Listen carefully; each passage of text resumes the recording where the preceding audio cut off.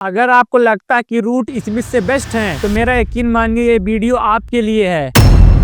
जब आप रूट के नंबर्स ऑस्ट्रेलिया में देखोगे तो आपको अपनी आंखों पर बिलीव नहीं होगा। अब वो नंबर्स अच्छे हैं या बुरे आगे पता चलेगा। और स्मिथ का जो कन्वर्जन रेट है शायद ही किसी का होगा। कंपैरिजन की शुरुआत करने से पहले मैं आपको बता दूं कि दोनों टेस्ट के गोट हैं, इसलिए हम दोनों के टेस्ट नंबर को ज्यादा कंसीडर करेंगे। फिर बाद में ओडीआई के नंबर को भी देखेंगे और T20I के नंबर को नहीं देखेंगे, क्योंकि T20I में उनकी टीम्स उन्हें कंसीडर नहीं कर रही है। लेकिन आप में से अगर कोई बिग बैश को फॉलो करता होगा तो पता होगा कि स्मिथ वहाँ कैसी बैटिंग करते हैं, लेकिन उनकी इंटरनेशनल टीम उन्हें कंसीडर नहीं कर रही है, इसलिए हम T20 को छोड़ देंगे। अब ये भी जान लीजिए कि हम किन स्टेट्स को कंपेयर करेंगे। तो पहले हम दोनों का एशिया में परफॉर्मेंस देखेंगे, फिर दोनों के अपोजिट कंट्री में उनका परफॉर्मेंस देखेंगे, और वहीं पर रूट के बारे में एक शॉकिंग बात आपको पता चलेगी। फिर हम विनिंग कार्ड में परफॉर्मेंस देखेंगे और लास्ट में ओवरऑल कैरियर परफॉर्मेंस को भी देखेंगे, और इसी फॉर्मेट को ओडीआई में भी फॉलो करेंगे। तो स्मिथ ने एशिया में 42 इनिंग्स में 1994 रन बनाए हैं, जहाँ पे उनका एवरेज 52 का रहा है। साथ ही साथ उन्होंने 7 सेंचुरी और 8 हाफ सेंचुरी भी लगाया है। और वहीं पर रूट ने 60 इनिंग्स में 2790 रन बनाए हैं, जहाँ पे उनका एवरेज 48 का रहा है। साथ ही साथ उन्होंने 7 सेंचुरी और 11 हाफ सेंचुरी भी लगाया है। क्योंकि ये टेस्ट मैच का कंपैरिजन है, इसलिए हम एवरेज को प्रायोरिटी देंगे। और यहाँ इस पॉइंट पे स्मिथ का एवरेज ज्यादा है, लेकिन इनिंग्स रूट से कम है और एवरेज में भी ज्यादा डिफरेंस नहीं है, इसलिए इस पॉइंट को हम टाई मान रहे हैं। अब अगर बात करें कि स्मिथ इंग्लैंड में कैसा परफॉर्म करते हैं, तो उन्होंने इंग्लैंड में 22 इनिंग्स खेलकर 2225 रन बनाए हैं, जहाँ पे उनका एवरेज 52 का रहा है। साथ ही साथ उन्होंने 8 सेंचुरी और 9 हाफ सेंचुरी भी लगाया है। और वहीं पर रूट ने ऑस्ट्रेलिया में 27 इनिंग्स खेलकर 892 रन बनाए हैं, जहाँ पे उनका एवरेज 35 का रहा है। साथ ही साथ उन्होंने 9 हाफ सेंचुरी भी लगाया है। हाँ, आप सही देख रहे हैं, रूट का ऑस्ट्रेलिया में एक भी सेंचुरी नहीं है, जो कि बहुत शॉकिंग है पर सच है। तो इस पॉइंट के क्लियर विनर स्मिथ है। अब अगर बात करें विनिंग का परफॉर्मेंस की, तो स्मिथ ने 110 इनिंग्स में 6854 रन बनाए हैं, जहाँ पे उनका एवरेज 65 का रहा है। साथ ही साथ उन्होंने 24 सेंचुरी और 21 हाफ सेंचुरी भी लगाया है। अब यहाँ पर स्मिथ का कन्वर्जन रेट देखिए, हाफ सेंचुरी से ज्यादा सेंचुरी है। और अगर आप लोगों ने ध्यान दिया होगा तो पता होगा कि पिछले नंबर्स में भी सेंचुरी और हाफ सेंचुरी लगभग इक्वल था। Salute to Smith.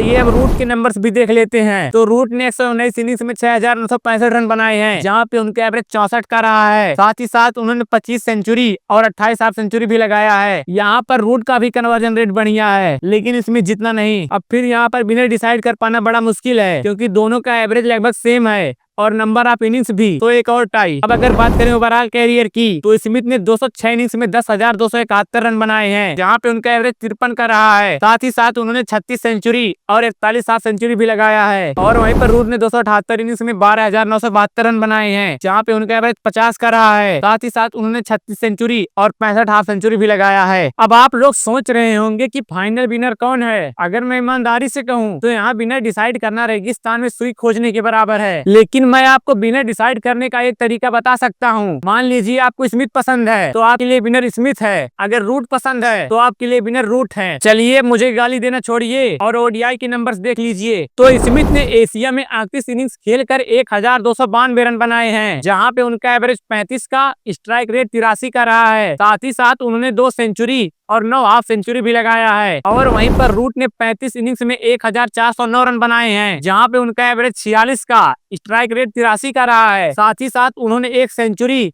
और 13 हाफ सेंचुरी भी लगाया है।